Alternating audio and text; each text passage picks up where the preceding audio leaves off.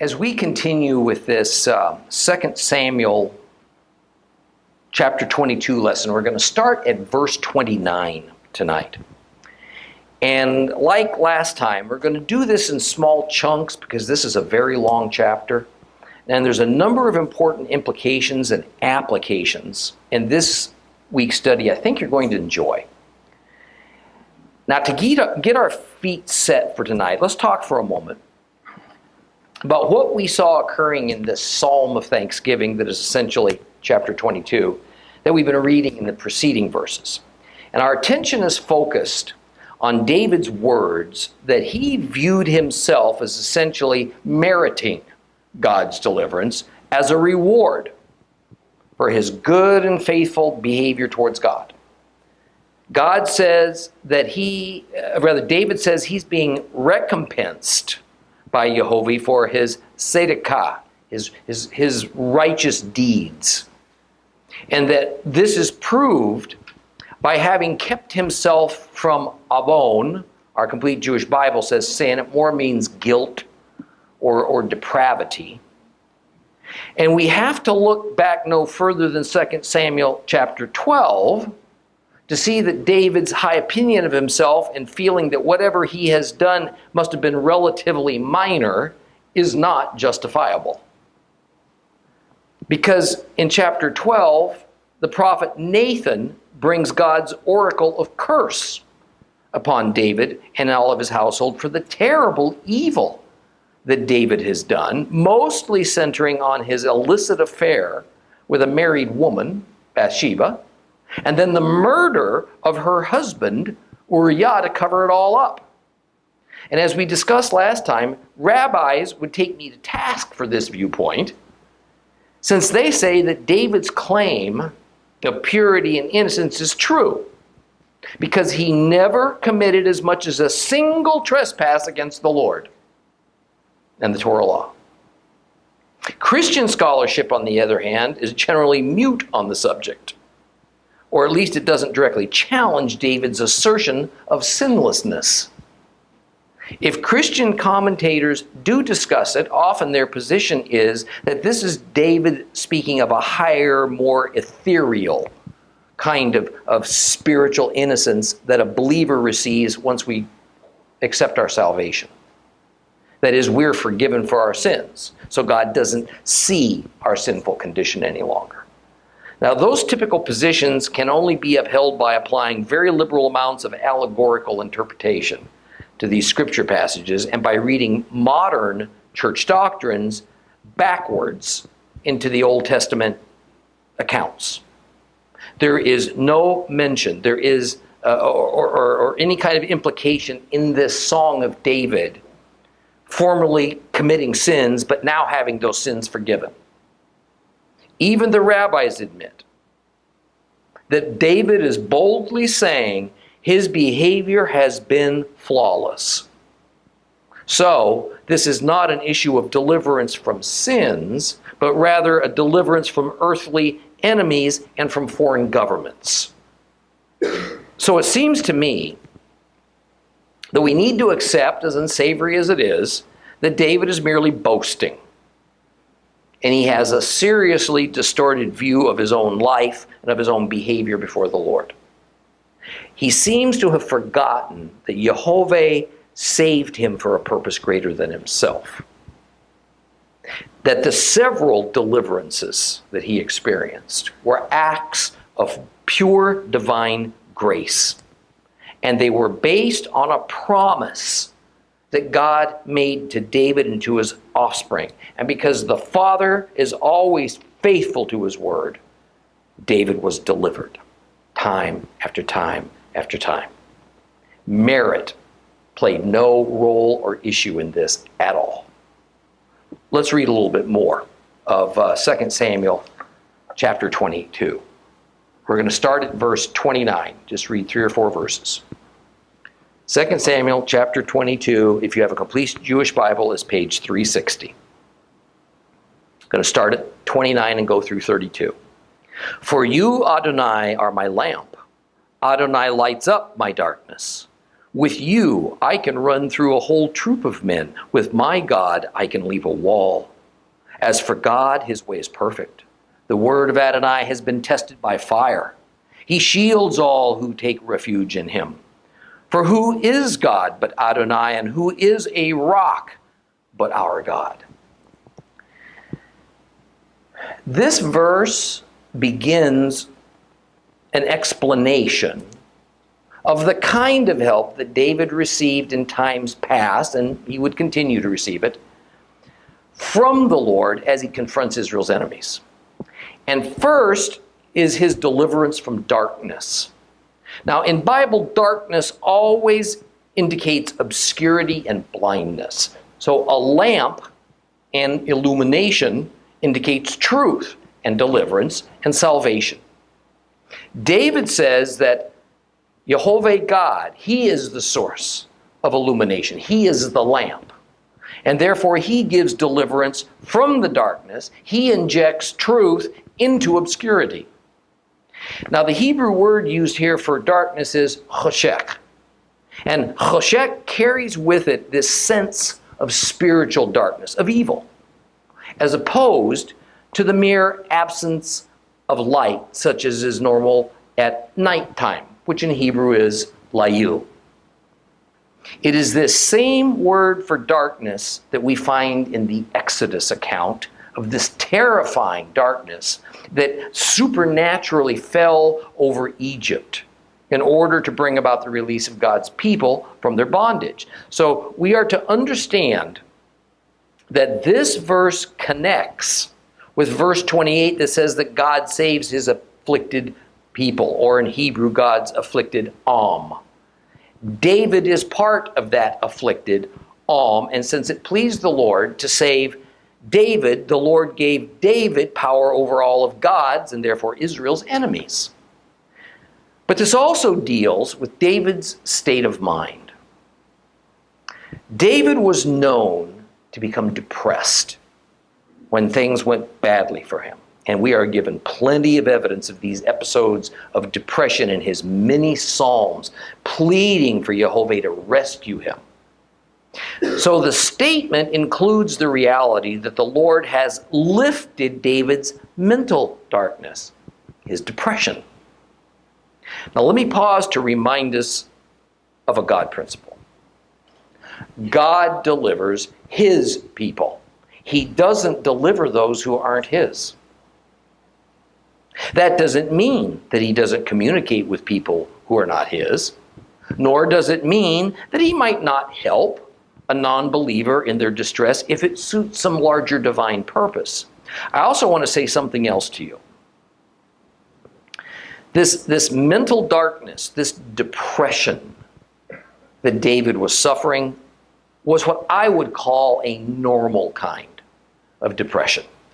That is to say that when we have something overwhelming or unbelievably tragic happen to us, it's humanly normal to be depressed for a time over it. David wasn't suffering from depression that rose to the level of emotional or mental illness, but he was in a dark place as he was occasionally in fear for his life, or maybe he was about to lose his kingdom to rebellion, or he was in danger of losing a battle to an enemy. The antithesis of David's depressions is demonstrated in King Saul. King Saul seems to have suffered from mental illness, from an abnormal kind, from an abnormal level of depression that also seems to have led to an irrational paranoia. I would argue that Saul's depression was from a spiritual source. He rebelled strongly against God. God left him, and it led him into a kind of insanity. God did not deliver Saul from his depression that was due to Saul's sin and blasphemy, because in the Lord's eyes, Saul was no longer part of God's Am. He was no longer one of God's people. Of course, God can, it often pleases him, to deliver his redeemed from mental illness. I personally know of such cases. I am by no means an expert on such a debilitating disease as mental illness, but I do know that while some might be caused by spiritual influences, not all of it is. Further, it's true that both God's people and those who are not His can suffer from mental illness, from depression. I've known a number of believers who've dealt with depression, and they often worry needlessly, I think, that it's insufficient faith on their part that has caused these recurring bouts of depression. I don't believe that. Or just as common that in the loss of a loved one or in some terrible setback of some kind, loss of a job, a financial calamity, that they can't shake their depression, and so they think they have a damaged relationship with God. I don't make that connection. It's kind of the other side of the prosperity doctrine. That doctrine that says if you have enough faith, you'll be rich and happy. If you don't, you'll be poor and sad. And that is simply a false doctrine that has of itself oppressed many folks.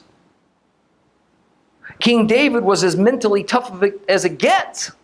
And let me tell you something else. He was as loved of God as it gets. And even he suffered terrible setbacks, had depression for extended periods of time. But what he knew to do was to cry out to God. Then God would come to his aid. We have to do the same. But we also must be aware that sometimes depression is a legitimate medical condition that needs treatment. And it needs treatment sometimes with medicine as well as with prayer. There's no shame in it. And there's certainly no condemnation from the Lord implied in that kind of a circumstance.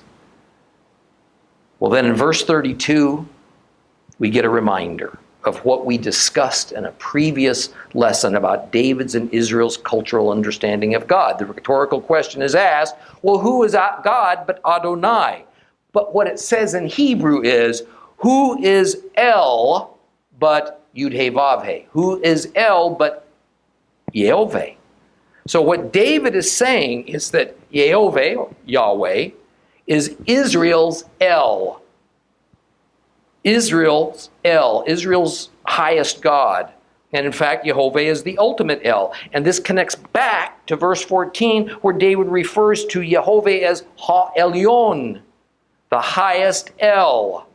Now, if you weren't here, you've forgotten our discussion of Ha-Elyon and the meaning of El in those times, then you're going to have to go back and review lesson 34, last week's lessons.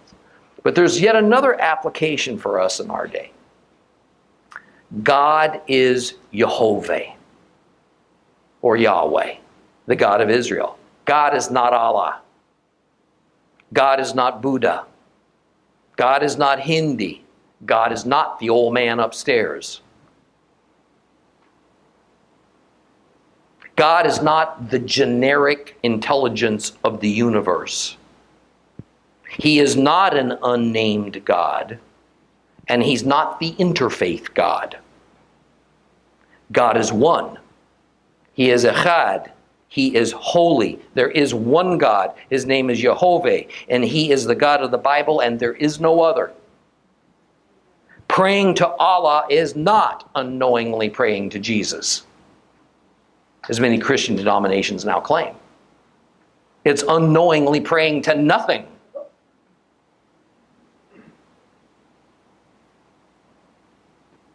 Let's move on. 2 Samuel 22, 33 through 37.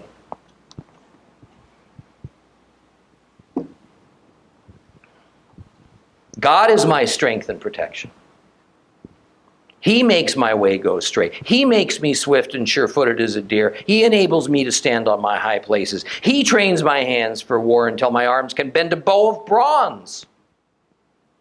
You give me your shield, which is salvation. Your answers make me great. You lengthen the steps I can take, yet my ankles do not turn. Jehovah is pictured here as an impenetrable place of sanctuary for David, for all who are God's people. Oh, I love that picture. An impenetrable place of sanctuary. But the next stanza says something that we read occasionally in the Bible, and it's usually misunderstood. It is that God makes my way go straight. My way does not mean the path that lies in front of me.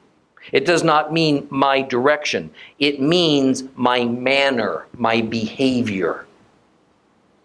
That is, the Lord teaches us His way so that we adopt His ways as our ways.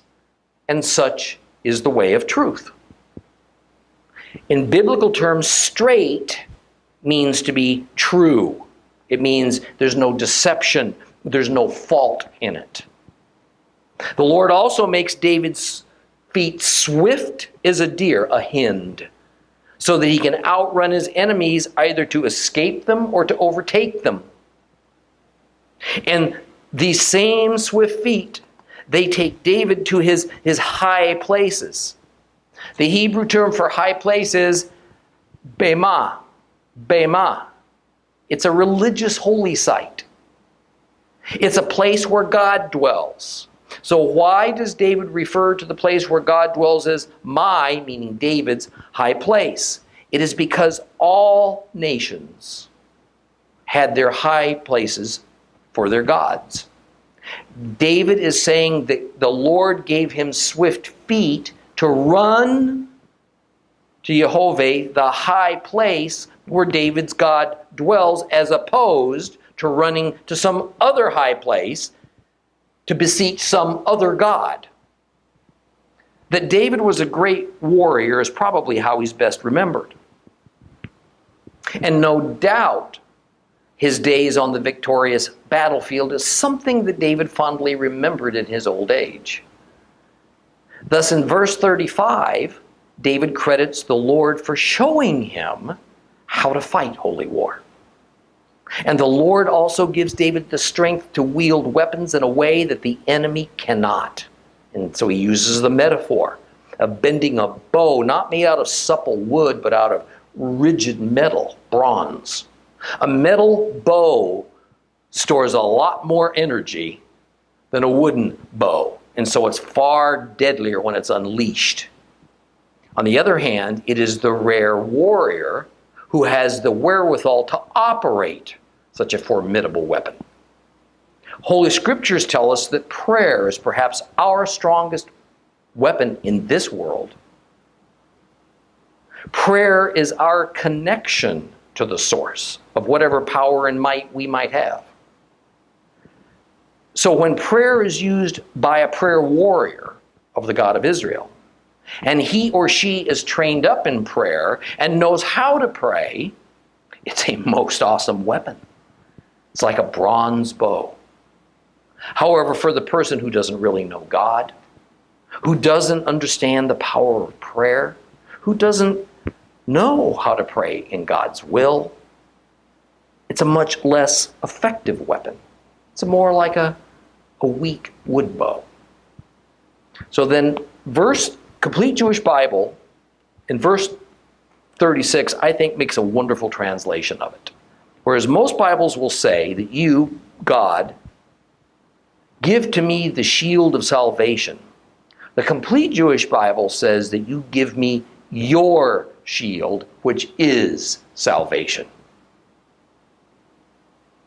Just as prayer is our powerful bow of bronze, but it's only fully useful in the hands of a trained prayer warrior, so is our salvation in Yeshua, in Jesus Christ, our shield from the arrows that are shot at us by our enemy, Satan, and whomever he might be using to attack us. But that shield can't be conjured up by us. We can't merit it. We can't even design it. We can't work up enough faith inside of us to manufacture it. This shield is given to us from afar. It's a gift. It's a gift from God. It's been transported through time and space to benefit us, and it's only available from Him. That's our shield, which is salvation. Let's read a little bit more of 2 Samuel, starting at verse 38 and going through 49. I pursued my enemies and wiped them out without turning back until they were destroyed. I destroyed them, crushed them. They can't get up. They've fallen under my feet. For you braced me with strength for the battle, bent down my adversaries beneath me. You made my enemies turn their backs in flight so that I could destroy those who hate me. They looked, but there was no one to help, even to Adonai, but he didn't answer. I pulverized them like dust on the ground, pounded, stamped on them like mud in the streets. You also freed me from the quarrels of my people. You kept me to be the head of the nations. A people I did not know now serve me. Foreigners come cringing to me. The moment they hear of me, they obey me. Foreigners lose heart as they stagger from their fortress. Adonai is alive. Blessed is my rock. Exalted be God, the rock of my salvation, the God who gives me vengeance and makes peoples submit to me. He brings me out from my enemies. You raise me over those who rebel against me. You rescue me from violent men. All of these verses are referring to holy war. I want to recall for you that the holy war that began with Joshua was never successfully completed. The goal was to rid God's kingdom, the promised land, of those who didn't belong there. And who didn't belong there was all who didn't wholeheartedly worship him. It was not a requirement that all the Canaanites be killed. If they were only driven out of the land, that was acceptable to God. The Lord's preference was for the Canaanites to give up their wicked false gods and instead worship the God of Israel, which essentially changed their identity from Canaanites to Israelites. But forced conversion was never contemplated. Any conversion was to be modeled after Rahab, that harlot innkeeper of Jericho, who witnessed the power of the God of Israel, and so she gave her trust to him by her own free will. She says, that's my God. That's the God I want. The only Canaanites to be killed were those who did not choose to worship Jehovah, and instead of leaving now, they stood and fought. And as a parenthesis, because it's so often overlooked, the only place on the whole earth that was under those holy war instructions was Canaan, the promised land. The other nations of the earth were in no physical danger from Israel. God didn't tell Israel, go conquer the whole Middle East. This was a very limited holy war, limited to the promised land, but it was also an uncompleted holy war. So the elements of the holy war continued on in David's day. And since David was committed to this holy war, God equipped him for it. David speaks not of partial victories, but overwhelming victories. When he repeatedly uses the term I, he indeed sees himself as the victor. On the other hand, verse 40 begins, for you braced me with the strength for battle, and you bent down my adversaries beneath me. In other words, David fought the battle with zeal and with skill, but in some new supernatural way, the Lord handed the enemy over to David, so the victory was a foregone conclusion before it ever began. I think Christians may have more trouble with this particular concept than maybe any other. We don't know how to view or to characterize our participation in the things we do for the Lord. Therefore, sometimes some people are nearly 100% passive. And they think that we need to kind of sit on our hands and just simply wait for the Lord to supernaturally cause something to happen in our presence so that we do nothing, and by that we can give all credit to him. Others are nearly 100% active. And they think we're to run around frenetically shaking the handle on every door until one finally opens, or even knocking the door down if the handle didn't work very well. And then flying through it as if we're a bull on our way towards a red flag. The red flag being that task or that goal we think the Lord has put before us. Some believers are so reluctant to speak of their participation in a ministry or a mission that all they can speak of is the Lord doing this and the Lord doing that, as though their involvement is incidental or it's meaningless. Others are so caught up in doing that all they can speak of is that I did this and I did that for God, as though God is kind of a junior partner in this whole thing. In some ways, David may have given us a pretty fair model of how to think in a practical way about our participation in a godly endeavor. And it is certainly not as equal partners, but it is as a cooperative venture. We have our part, God has his part, but we are nothing but the tool in the hands of the master. A tool that remains at rest, safely tucked away in a toolbox, is completely useless. But a tool that tries to operate without its master guiding it is directionless. It may be used for the wrong purpose, and it can even be destructive.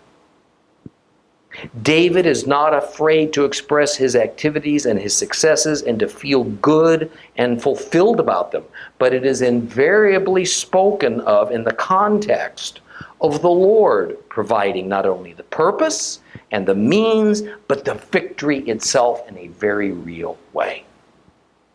Now, verse 42 is quite interesting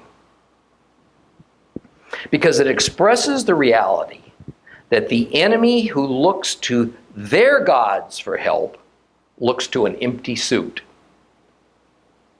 The lights might be on, but there's nobody home.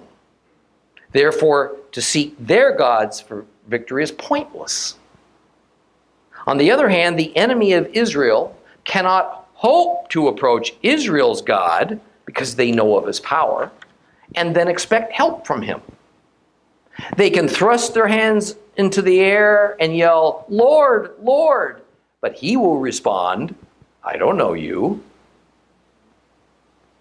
I think we need to understand how real and tangible this is to David, even though when we read this ancient verse, it sounds more like a great parable or a wonderfully pious saying to us 21st century Christians. Since everyone in that era believed that there were many gods, it was common to acknowledge even your enemy's gods.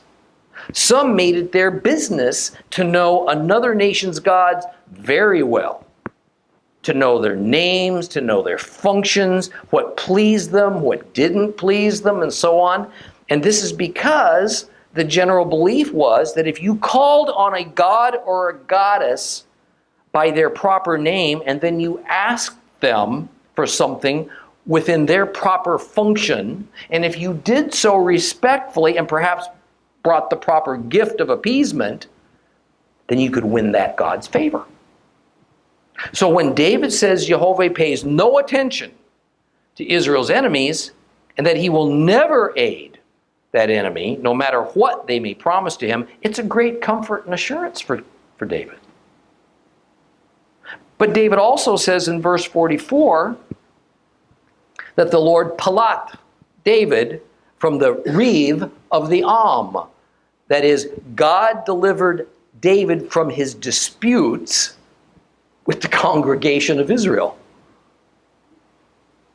This is speaking of Jehovah delivering David not just from foreign powers, but from internal Israelite rivals and from domestic issues, from other Hebrews, such as Saul, Ahithophel, his son, Absalom, Ishbosheth, Abner, a whole host of others, all Hebrews.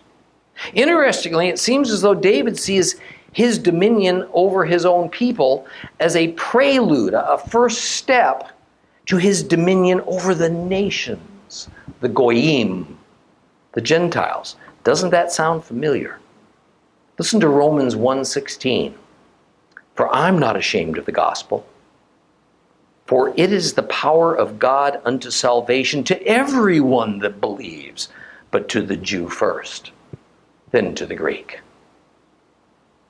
Verse 45 relates to this concept, but it's a difficult translation, so nearly every Bible version says it a little bit differently. The complete Jewish Bible speaks of the foreigners who cringe before King David, but then they obey him in fear. The King James Version says that the moment that foreigners hear of David, they submit to him. The NAS says that foreigners pretend to be obedient, but the minute David appears, they properly obey. And on it goes. All kinds of variations. The rabbis long ago dealt with this passage, and I think they have it right. They say it is explaining that non-Israelites, non-worshippers of Jehovah, fear David, so they conceal the truth of what it is they really believe, what it is they really harbor in their hearts, or do so because they fear it will displease David if he ever finds out. They will lie. They will deny that they actually took up arms in war or were merely against David. In other words, many Gentiles will say, oh, I believe in the God of Israel. And I'm for Israel and for David. But it's only because they don't want to be harmed. But David and Israel's power is so great, it's so fearsome, that they only come trembling out of their fortresses to pay homage to this powerful king over God's kingdom so that they're not killed. There's no real allegiance here. So after David recognizes that all of these wonderful things have happened, and he's really amazed by it all, he again understands that this is a cooperative venture led by the steady and the irresistible hand of his master. So in verse 47, David offers a praise of thanksgiving to the God of Israel, who has given David the power to accomplish such unlikely things, and to deliver David from the hand of the enemy when at times it seemed absolutely impossible that he could survive. And that God even raised David up over those, probably Hebrews, who were rebelling against him. Okay, let's read 2 Samuel, starting at verse 22, verse 50 to the end. So he concludes this psalm with this. So I give thanks to you, Adonai, among the nations. I sing praises to your name. He is a tower of salvation for his king. He displays grace to his anointed, to David, and to his descendants forever. I just love verse 50. Essentially, the psalmist says that the grace that God showered upon David was so complete, it was so awesome, that the praises for the Lord for it couldn't be restricted or contained only to Israel. It had to be raised up by the Gentile nations as well. This is a classic case of a prophecy happening in one sense at a certain time, then happening again in a higher and greater sense. It repeats itself. David conquered Gentile nations, and with that, the knowledge of the God of Israel spread.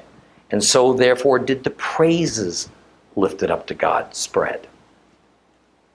But in a later time, a royal descendant from David, the Messiah, he will bring about the same, only far greater. The anointed king of Israel, whose deliverance the Lord had used so mightily in ancient times, in the larger sense,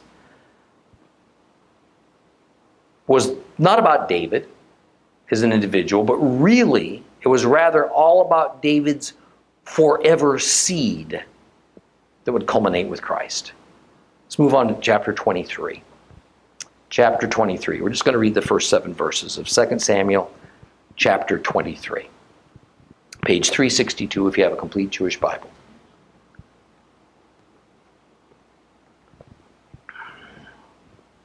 Here are David's last words.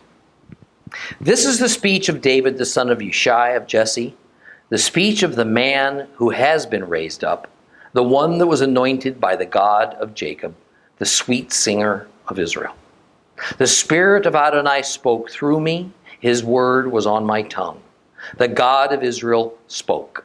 The Rock of Israel said to me, a ruler over people must be upright, ruling in the fear of God, like the morning light at sunrise on a cloudless day that makes the grass on the earth sparkle after a rain. For my house stands firm with God. He made an everlasting covenant with me. It is in order, fully assured, that he will bring to full growth all my salvation and every desire. But the ungodly are like thorn bushes to be pushed aside, every one of them. They can't be taken in one's hand. To touch them, one uses a pitchfork or a spear shaft, and then it's only to burn them where they lie. This song of David that forms the first 7 verses of chapter 23 is usually referred to as David's last words. However, that is by no means actually the case. We have recorded in 1 Kings chapter 2 a deathbed speech to Solomon, whereby David gives his son some admonitions and some instructions, some of them, by the way, concerning some unfinished vengeance. And that speech was private, it was personal, whereas what we read here is like all of David's Psalms, it's meant to be recorded, it's meant to be handed down to posterity. So we need to view this as more of David's final oracle than his last words, in the way we commonly think of somebody's last words. The character and the nature of this song that follows the Psalm of Thanksgiving in chapter 22 has a distinctly more prophetic nature.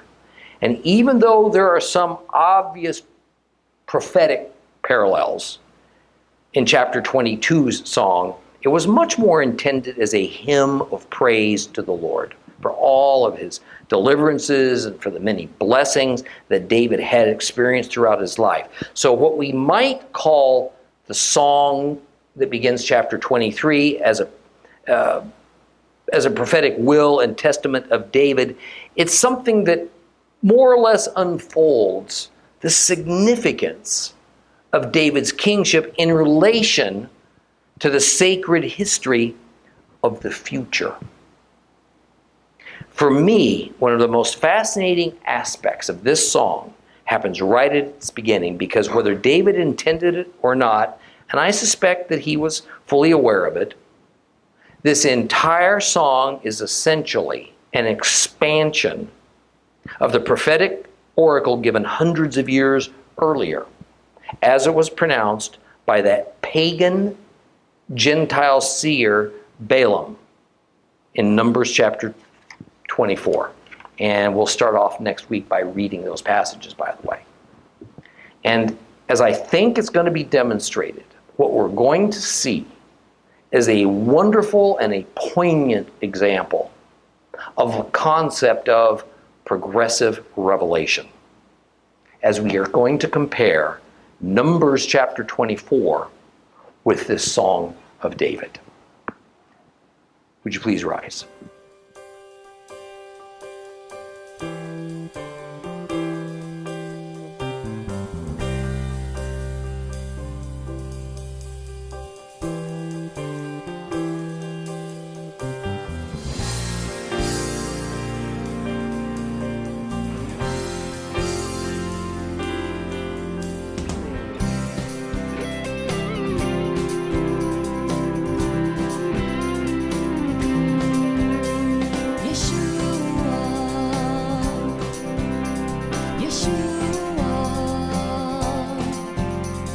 Yeshua.